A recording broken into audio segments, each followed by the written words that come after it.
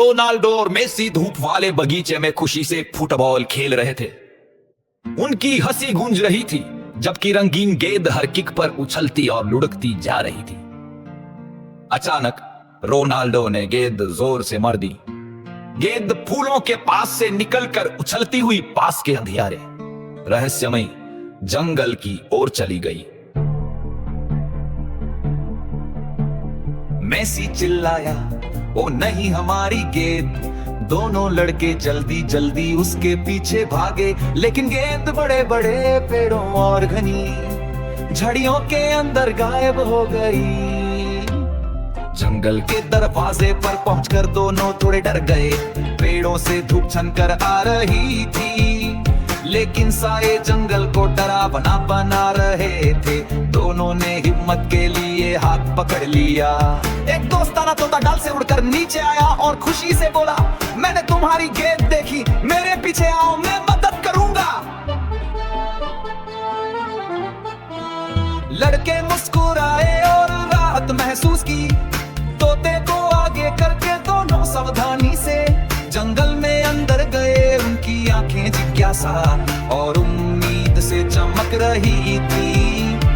अंदर से धीमी धीमी सरसराहट सुनाई दी। एक प्यारा खरगोश कुत्ता हुआ बाहर आया। उसकी छोटी सी थापों में गेंद थी। मेसी झुककर प्यार से बोला, कृपया ये हमारी गेंद है। खरगोश ने आंखें झपकाई, मुस्कुराया और बोला कि वो गेंद लौटाएगा अगर वे उसके साथ खेलेंगे।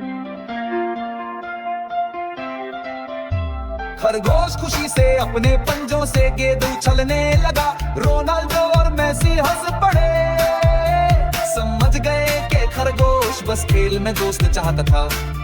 तभी अचानक एक गिलहरी पेड़ से उतर आई और शरारत से गेंद छीनकर झाड़ियों में दौड़ पड़ी। सबने हैरानी से सांस खींची। रुको, वापस आओ, रोनाल्डो चिल्लाया।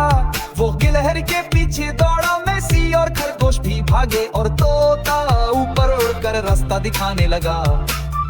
गिलहरी अपने पेड़ के पास रुकी और गेंद जमीन पर रख दी। वो शर्माते हुए बोली कि उसने सिर्फ खेल में शामिल होना चाहा। रोनाल्डो मुस्कुराया और गिलहरी के सिर पर हाथ फेरते हुए बोला, तुम भी खेल सकती हो। सब मिलकर खेलने लगे।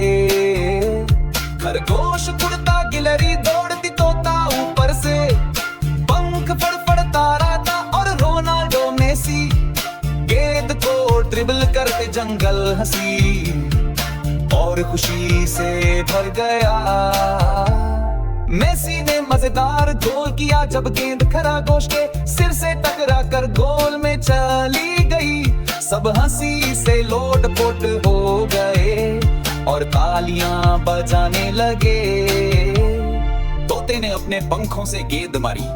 रोनाल्डो जोर से चिल्लाया, ये देखकर के जानवर भी मजेदार फुटबॉल खेल सकते हैं। सूरज ढलने लगा और सुनहरी रोशनी पेड़ों से छनकर आई।